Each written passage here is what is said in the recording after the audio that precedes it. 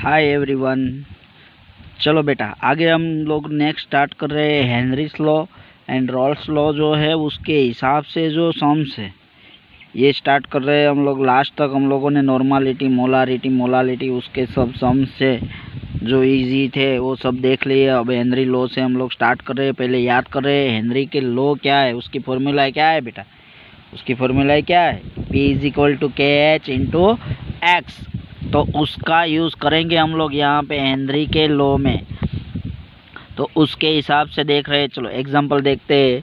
298 kelvin temperature water in CO2 for Henry constant is okay. 298 kelvin temperature में water में CO2 add किया हुआ है, उसका हेनरी कांस्टेंट की वैल्यूएशन बताई हुई है। वो हेनरी कांस्टेंट की वैल्यूएशन क्या है बेटा, 1.67 × 10⁸ पास्कल। चलो, सो 298 kelvin temperature, 2.5 atm pressure. So 298 kelvin temperature, 2.5 atm pressure in 1 liter soda water in CO2 dissolve it, then find mole fraction of CO2 and concentration of CO2। यानी concentration यहाँ पे किस में फाइंड करनी है हम लोगों को, ब्रैकेट में दिया हुआ है, मोल में फाइंड करनी है। ओके, सो फॉर्मूला है हेनरीज लॉ के, उसका यूज करेंगे P = KH × X। चलो X यहाँ पे फाइंड करना है, मोल फ्रैक्शन गैसियस फॉर्म में यानी CO2 के मोल फ्रैक्शन फाइंड करने हैं। तो X गैसियस = क्या होगा बेटा, P/KH। यस और नो, यही होगा ना, P/KH। P की वैल्यूएशन क्या है, 2.5 atm। बट हम लोगों को मालूम है कि भाई 1 atm = कितना पास्कल होता है बेटा, how much pascal, 10⁵ pascal. Yes और नो, यस और नो। चलो, तो यहाँ पे हम लोगों को वैल्यूएशन हेनरी कांस्टेंट पास्कल में दिया है, इसलिए एटीएम को किस में कन्वर्ट करेंगे, पास्कल में। सो 1 atm = 10⁵ पास्कल। सो यहाँ पे क्या होगा, 2.5 atm है तो 2.5 × 10⁵ पास्कल। ओके, यहाँ पे 10⁵ पास्कल। चलो, तो वैल्यूएशन रख दो, 2.5 × 10⁵ अपॉन 1.67 × 10⁸ कैलकुलेशन करोगे तो आंसर मिलेगा 1.5 × 10⁻⁻3। चलो नेक्स्ट, अब उसके हिसाब से हम लोगों को फाइंड करना है by mole fraction of CO2।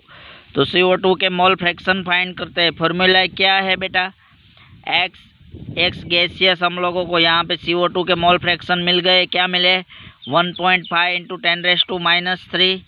अब हम लोगों को CO2 की कॉन्सेंट्रेशन फाइंड करनी है। Okay, so X = N/N+N where N > N।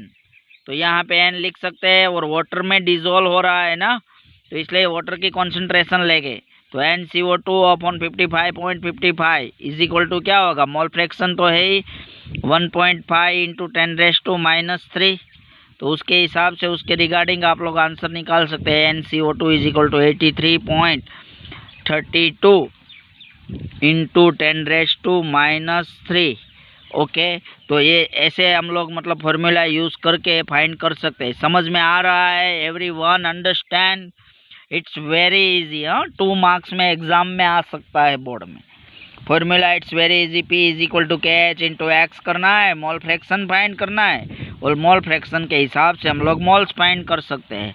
चलो, तो ये फर्स्ट एग्जांपल हम लोगों ने हेनरीज लॉ के हिसाब से देखा। अब नेक्स्ट देखते हैं राउल्ट्स लॉ के हिसाब से क्या होता है। राउल्ट्स लॉ की फॉर्मूला में याद करवा रहा हूँ आप लोगों को।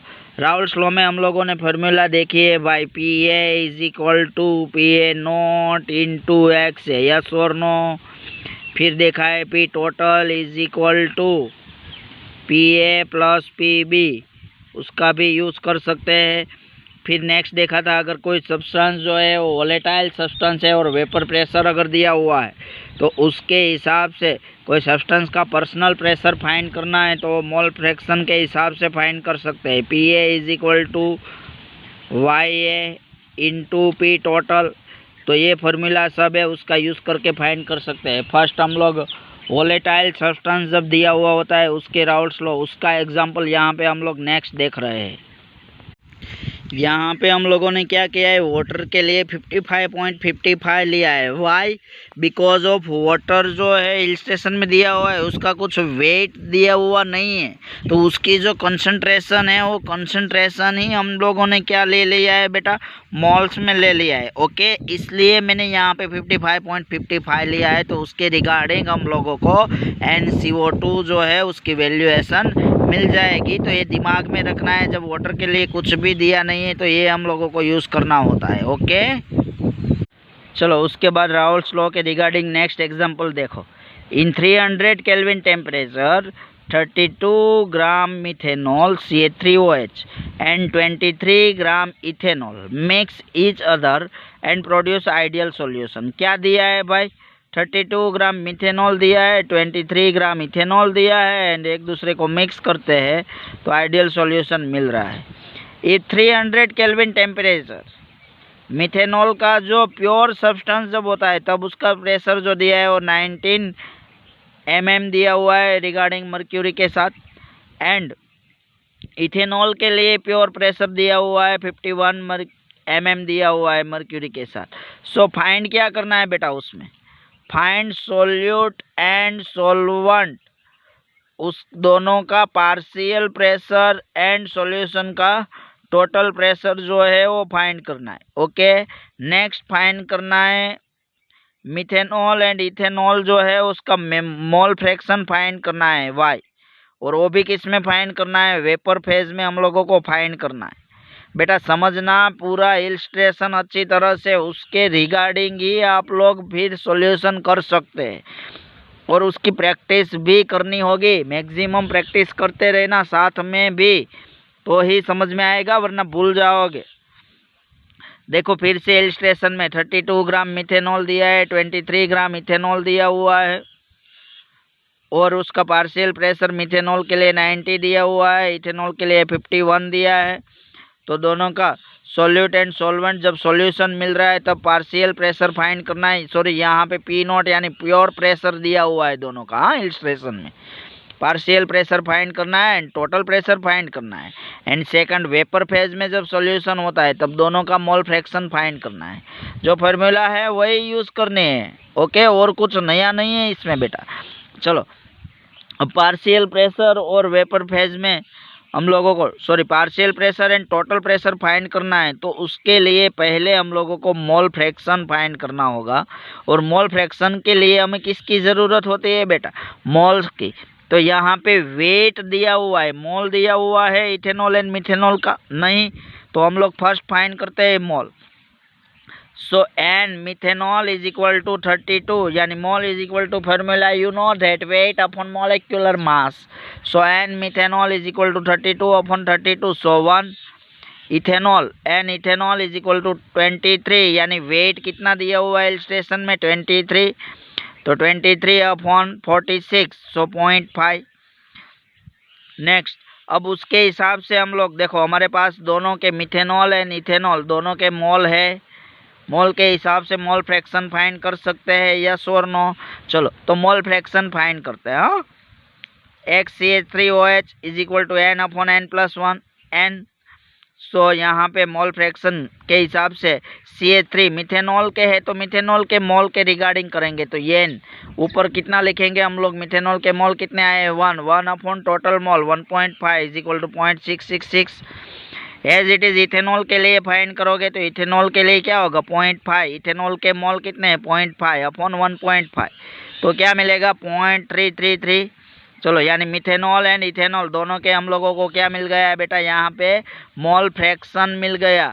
अब उसके हिसाब से हम लोग फर्स्ट क्या फाइंड करना है, यहाँ पे partial pressure and total pressure, तो फर्स्ट ये फाइंड कर रहे हैं। ओके, चलो partial pressure and P total. चलो, तो फार्मूला तो हमने अभी ही आगे देखी थी, वही formula PA is equal to PA0 0 into x है, तो एज इट इज यहाँ पे P methanol is equal to PM0 PM0। हाँ, PM यानी प्रधानमंत्री नहीं, P मिथेनॉल प्योर जो सब्सटेंस होता है तब उसका प्रेशर इंटू मोल फ्रैक्शन। तो प्योर सब्सटेंस में हमें इलस्ट्रेशन में दिया है, कितना दिया हुआ है P मिथेनॉल के लिए बेटा 90 mm, इथेनॉल के लिए 51 mm। चलो तो 90 इंटू 0.666 तो क्या मिलेगा 60 mm मर्क्यूरी। फिर इथेनॉल के लिए देखो P0 into XC is equal to 51 into 0.333 तो अप्रोक्स आएगा आंसर 17 mm। चलो अब टोटल प्रेशर फाइंड करना है तो क्या करना पड़ेगा बेटा, टोटल जो दोनों का जो भी पार्शियल प्रेशर मिला डाल्टन्स लॉ यूज कर लो, दोनों का जो प्रेशर मिल रहा है उसका प्लस कर दो तो टोटल प्रेशर मिल जाएगा। It's very easy.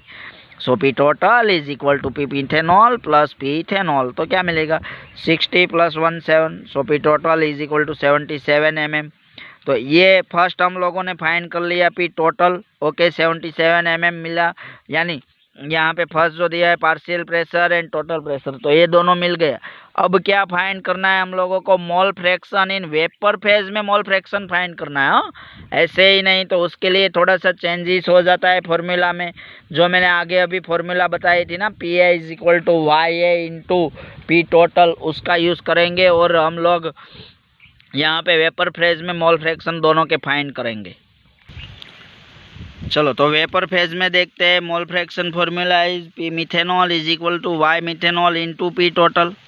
चलो यहाँ पे मोल फ्रैक्शन Y मिथेनॉल के फाइंड करने तो YCH3OH is equal to PCH3OH upon P total. Valuation रखो आप लोग मिथेनॉल के लिए, वैल्यूएशन पार्शियल प्रेशर तो हम लोगों ने अभी फाइंड किया 60 और टोटल प्रेशर है 77 तो इज इक्वल टू आंसर मिलेगा 0.779।